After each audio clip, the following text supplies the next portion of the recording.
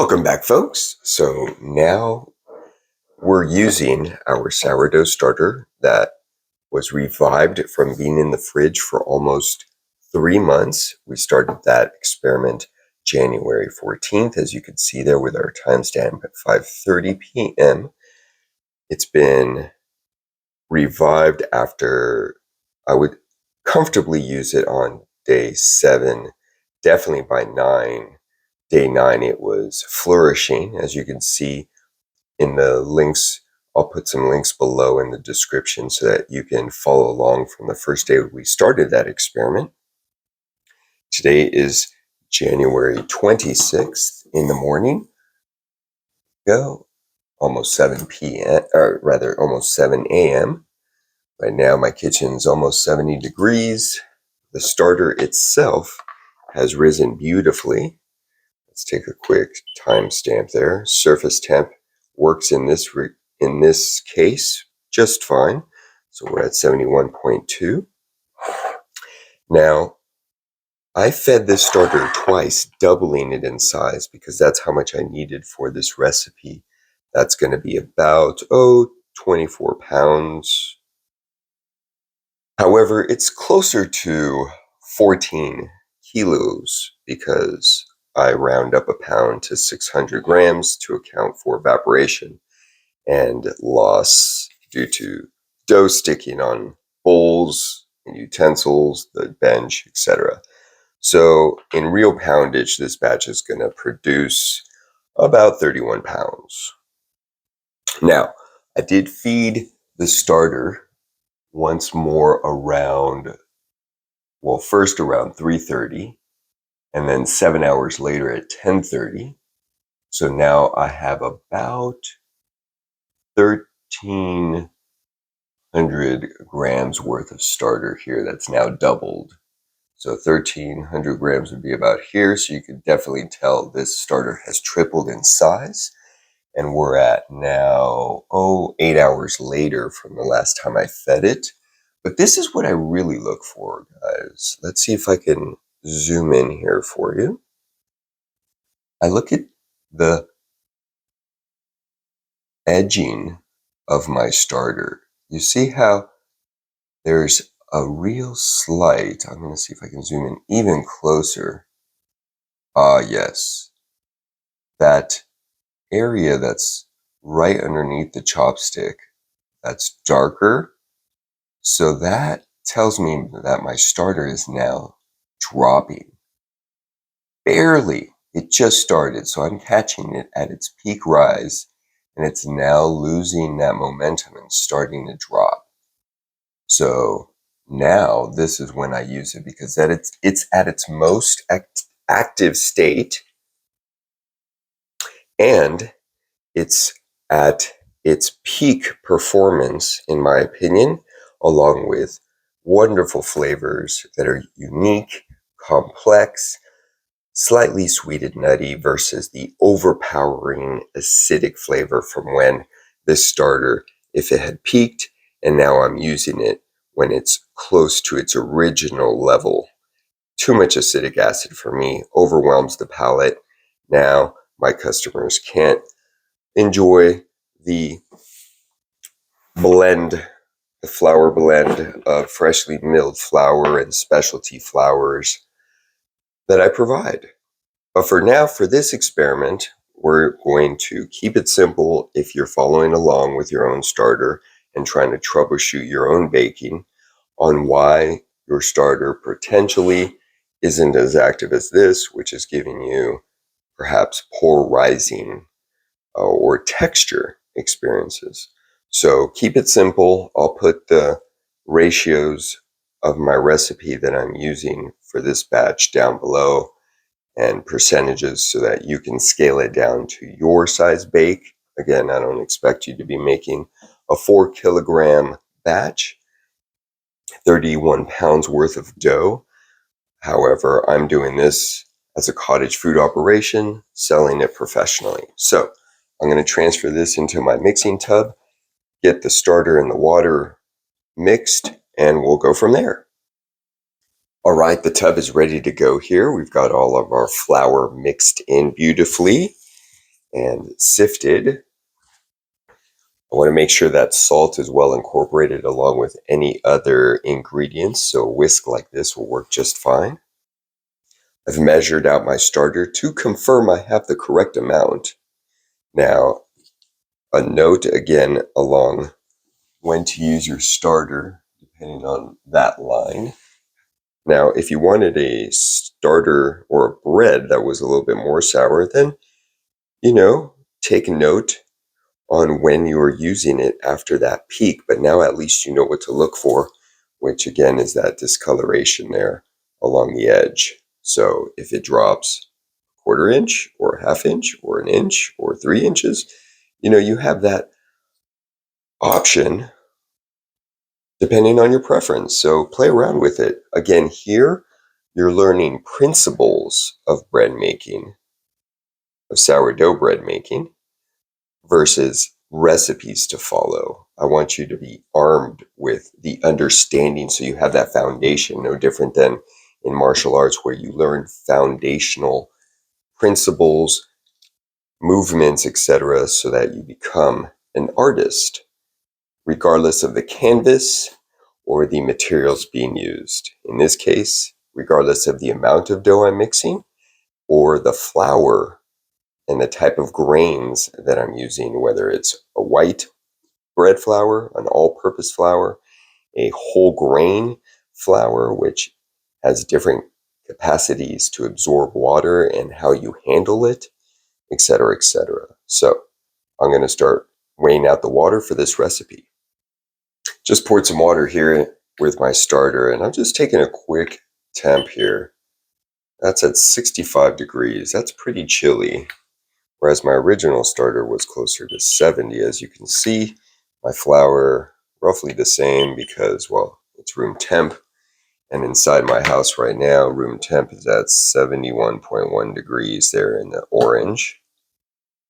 And so I'm going to add a little bit of warm water, not to the starter itself, which is there, but to the tub that has maybe a little bit of residual starter left that I'm going to pour out, just keeping track of how much water I have so far until I reach my desired amount. I'm adding a little bit of warm water because we're in winter and I need to bring the temp up. If we were in summer, I'd be adding iced water to drop down the water because typically it's at 80 degrees coming out of my filtered tap. So I'll go ahead and do that.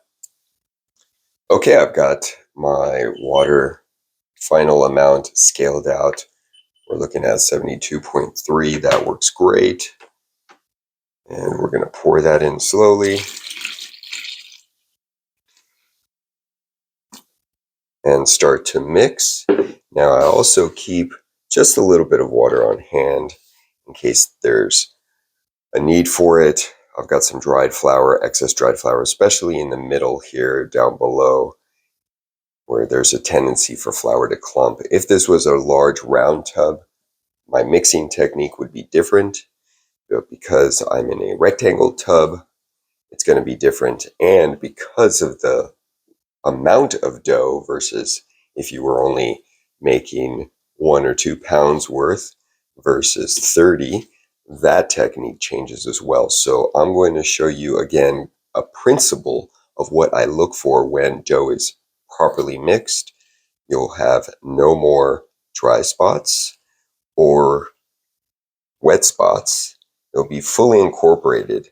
And at that point, we'll begin the kneading, which is going to stretch and realign the gluten structure to form really good elasticity so that our bread structure is nice and chewy, airy, and holds its shape well when we're shaping it. However, for this bake, we are going to shape it, but not as a free standing loaf. We're going to use a loaf pan so that way we can really dial in and focus on our technique for proper mixing and kneading, along with the foundational sourdough starter management. All right. So I'm going to continue mixing here with both hands now. So I'm going to set the camera down and join you shortly. All right, folks, we are done with our initial mix here. I used a spatula to scrape the sides of my bin to ensure that I got all the water, all the leftover areas of flour. I've checked also the very center of the dough to make sure that there's no flour hiding down there, which it does usually pool up.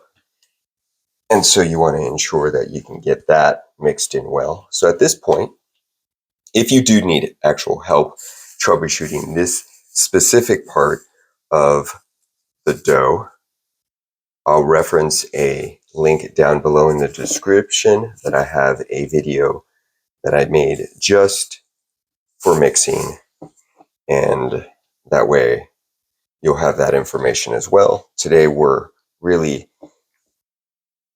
learning more about, can a sourdough starter that's been in the fridge for 3 months, one, work, and will it produce the results that I'm normally seeing in a active dry starter? So rather, not dry starter, but an active starter that I use.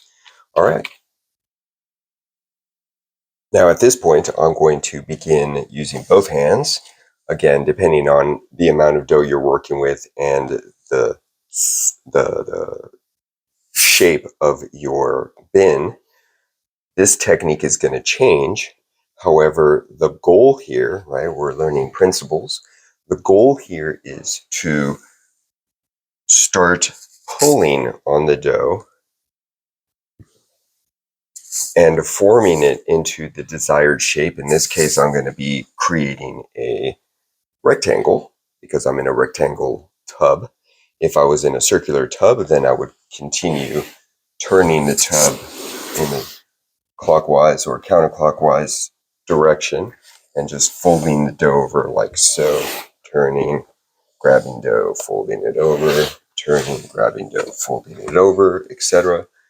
For this case, I'm going to be grabbing a big chunk, folding it over, then going the opposite direction, 180, and grabbing this side and folding it over again with two hands so I get a more uniform fold. And then I'm going to do the ends, grabbing this end, folding it over, and then grabbing the opposite end and folding it over as well.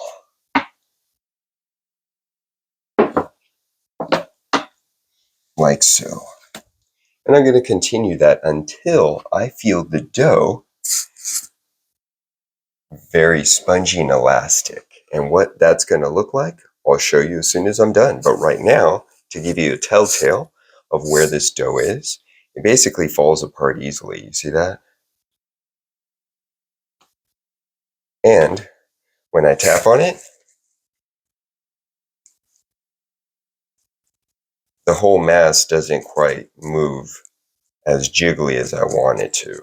And you'll see how well that dough responds, almost like a big sack of water that me touching it or moving it, it ripples throughout the whole dough. And that's when I know I have good elasticity because you have a nice wave pattern throughout the gluten structure. Let's see what that looks like. I'll be right back. It'll probably take me about 10 minutes for this batch. Okay, so our mixing and kneading is now done. Let's see, we started this process closer to about 7:20 or so. It's now 7:49. Still about 70 degrees in the house. And now, as you can see, the dough responds much more favorable in regards to elasticity. The whole dough just kind of jiggles now when I move it. And if I were to do the traditional window pane test, you could definitely see light before it starts to rip. You can see the shadow of my fingertips in the background there.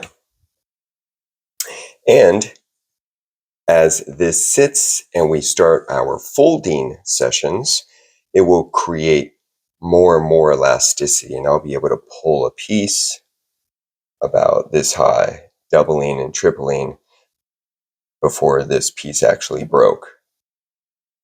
Okay. All right. So we're gonna go ahead and let this rest and come back to it in about 20 minutes. And we're gonna perform 3 folding sessions, 20 minutes apart.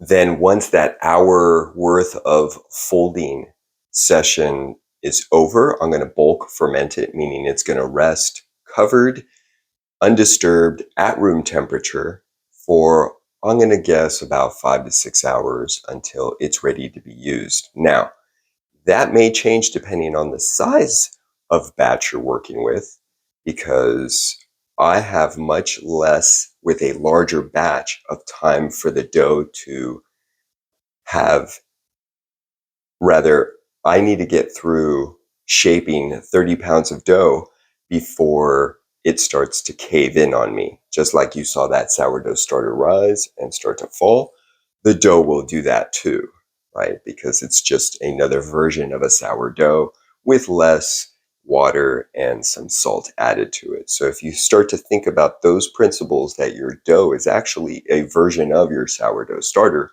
how it reacts in your mason jar as a sourdough starter is very likely to act similar in a dough batch ready to be made into bread. So I'm going to end this video here, but I'm going to put that link of the of the mixing video for you to reference, and I'll have it autoplay for you so that you can see the next step, which I did behind the scenes of the mixing.